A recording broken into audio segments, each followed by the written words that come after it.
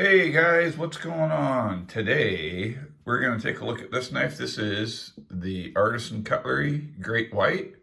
This is a Michael Gavco design who has his own knife company called Gavco Knives, which is a custom knife company. And to get his knives into more people's hands, he went out to some different Chinese factories. He's got another knife coming out with Civivi knives called the Spiny Dogfish, I think. And all of his knives are kind of shark named. And anyway, he has reached out to these Chinese manufacturers to make these knives a little bit cheaper. There are some higher end versions as well. This is one of the very inexpensive versions. And that way he could put more of his product into people's hands and they could kind of get a feel. Obviously, this does not feel as much like a real Great White that came right out of his own factory. But it's pretty close and the blade's kind of close. So, you know, it's kind of close. And for someone who wants to own something made by him, it's a cheap way to go, a good way to go. Let's start with specifications. This knife has a 3 and almost 7/8 blade and a 4 and 5/8 handle. So that's good, about a 1-to-1 ratio. The handle thickness, this is a very thin handle for the size of the knife, is 3/8 of an inch. Blade thickness is right at 1/8 of an inch. So, and it's fairly thin ground. And I don't know if you would call this a nightmare grind because it's just a flat grind the whole way. But it's got this recurve section and this kind of straight Wharncliffe section. And you got kind of this ground swedge. Anyway, let's continue with our specifications. Overall height of this knife is, you got to go to the tallest point, about 1.5 inches. And the weight is,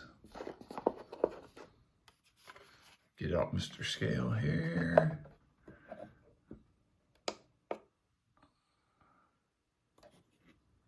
3.8, I'm guessing. 3.4, wow, lighter than I thought. So, really, for the size of the knife, the weight and the specifications and everything are pretty good. So that's good. That's good. Everything is around that 1-to-1 ratio. Let's do some size comparisons to some objects that are just probably laying around your house, maybe.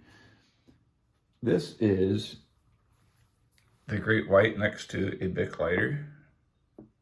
And as you can see, it's a big knife. Here it is next to a Sharpie pen, and it is still a very big knife. And here it is next to your tactical push pin, and it's still a very big knife.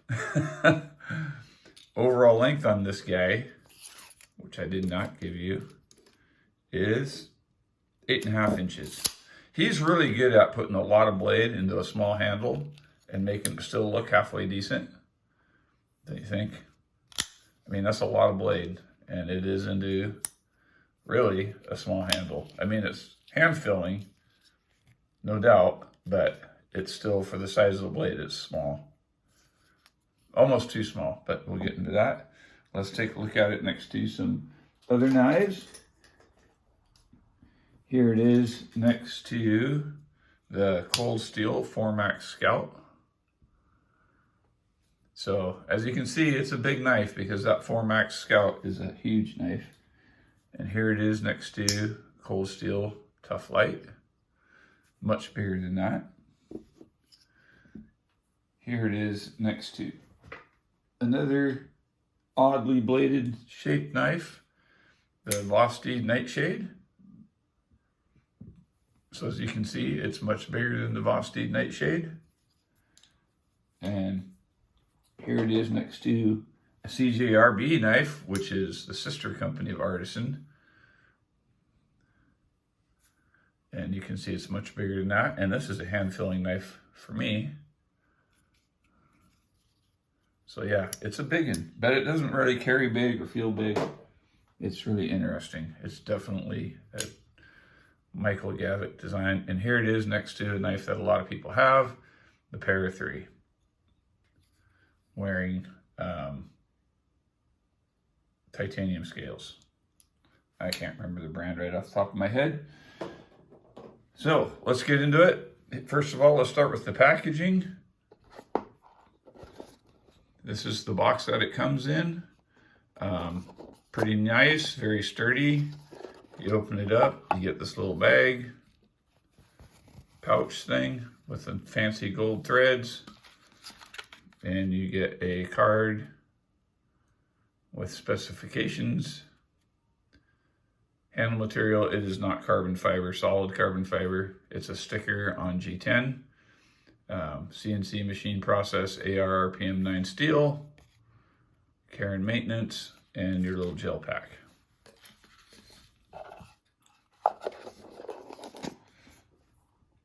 First of all, let's look at this crazy blade. This, like I said, this is not really a nightmare grind because this is all ground on one plane. Usually a nightmare is hollow ground and then flat ground. But it is a combination grind, I would guess.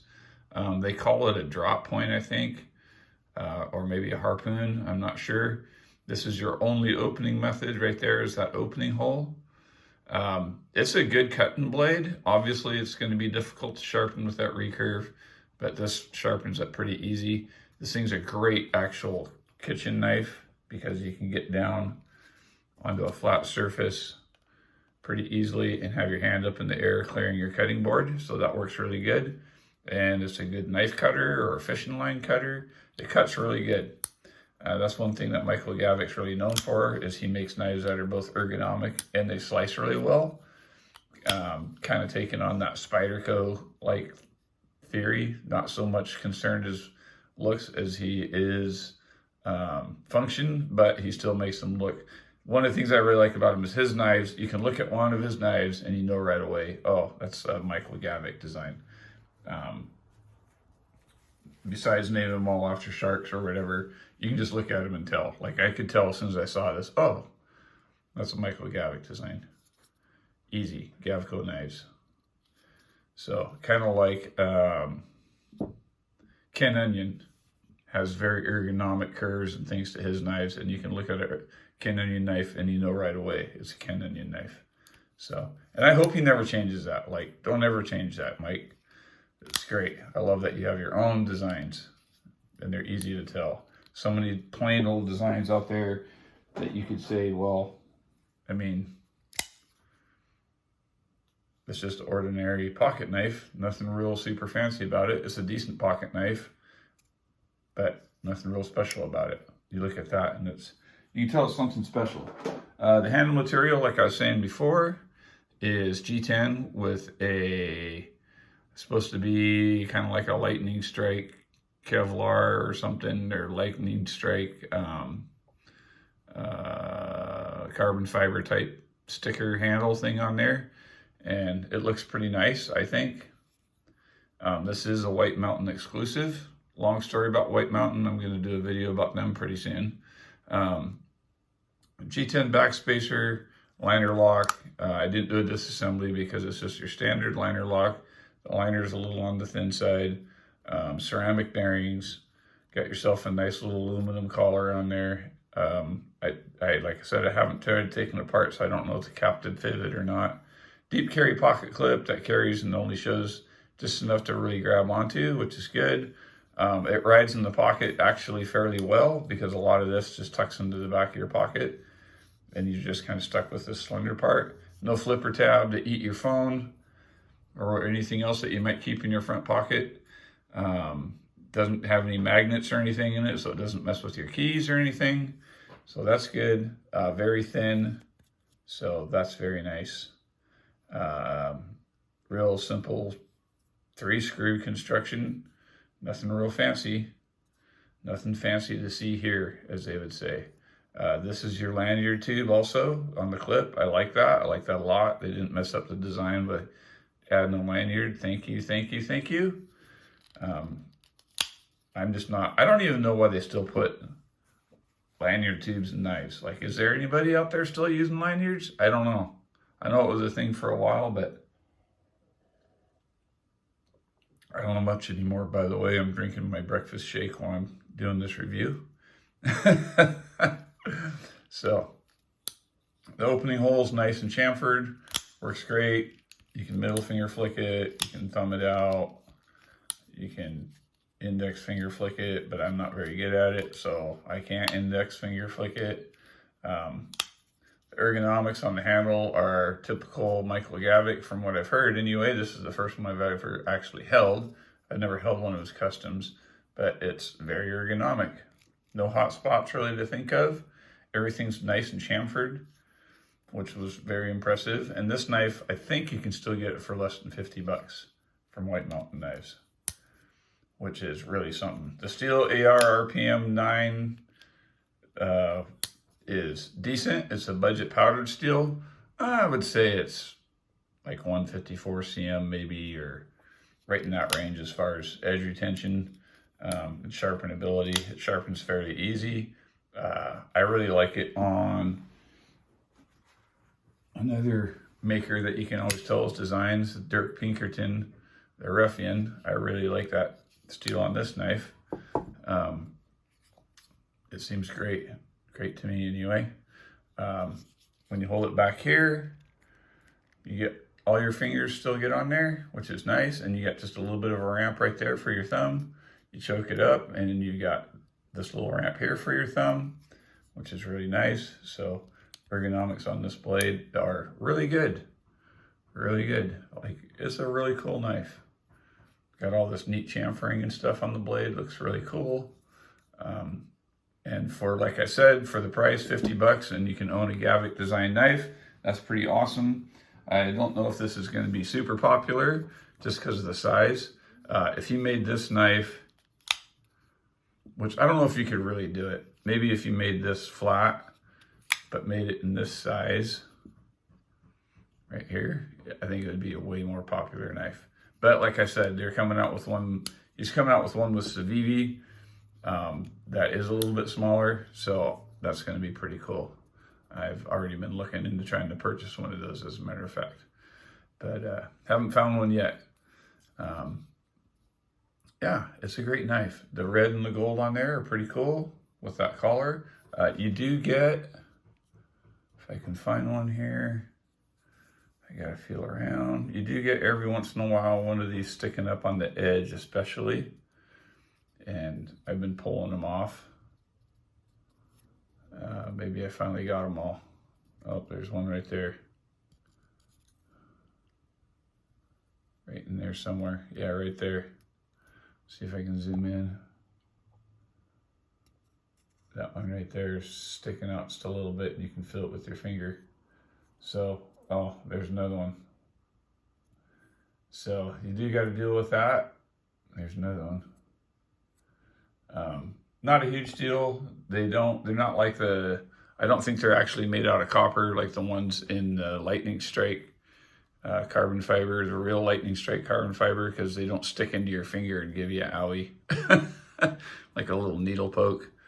So that's kind of nice. But they are, I mean, it's a $40 or $50 knife, so you can't expect a lot much better than that. So, and it, like I said, it does look good.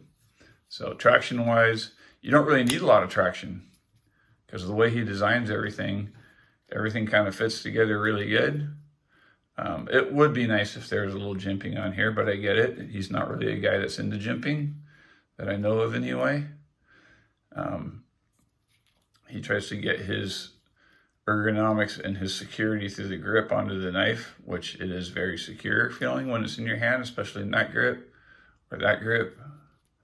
Or like this, you can get up here and use the tip for some fine work, which is pretty nice. And like I said, it's a great kitchen knife, and it hasn't rusted or patinaed, so the AR RPM 9 seems to hold up pretty good to meat and vegetables and things like that. So, and like I said, budget powdered steel, so it does kind of hold the edge halfway decent. So that's good. There is your stop pin.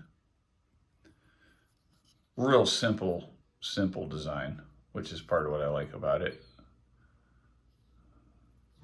Oopsie.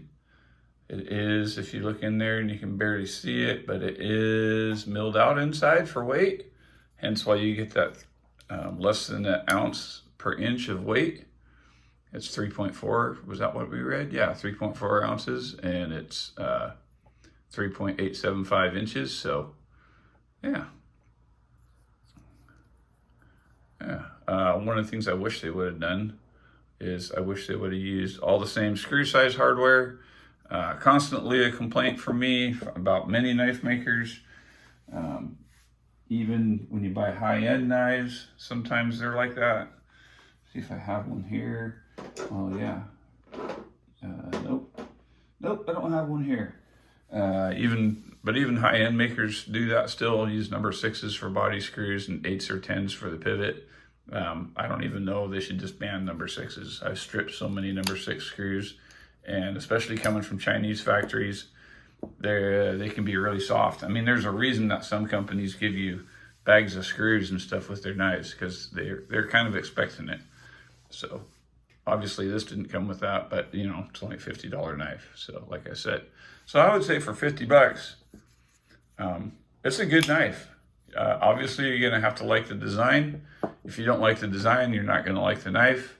A lot of people aren't into this weird stuff. They look at it and go, oh, gas station knife, but you know, everything is for a purpose when Gavco designs it. So he has reasons for his designs, and so that's good. That's good. And like I said, it's his design, you can tell, and that's something I really like, is designers who design knives that you can tell who makes that knife. Obviously, here's some right here, which you can tell just by looking at them. You can tell that's a Sal Glesser. You can tell that's a Dirk Pinkerton. You can tell that's a Mike Gavco. And maybe not so much design, but by decor, you can tell like this one here is a quiet carry. The forward, the holes, the machining and what have you. So that's always a good thing, always a good thing. So anyway, that's my review of Great White. I don't think I missed anything, and if I did, please comment below. This knife is going to go into a giveaway. Maybe, I don't know. I keep talking about a giveaway, I haven't done it yet. I got to look at how many subscribers I got. I think I'll do that as soon as I'm done here. And who knows, maybe my next video will be the giveaway video. And I'm not sure which knife it's going to be, but it's going to be something halfway decent anyway. So maybe it'll be more than one knife. So anyway, please like, subscribe, all that stuff. Hit the bell so you get notifications if you like my reviews. And I got more videos coming and more other different kind of videos coming. So get your family, get outdoors, turn off the TV. Toad Sticker out.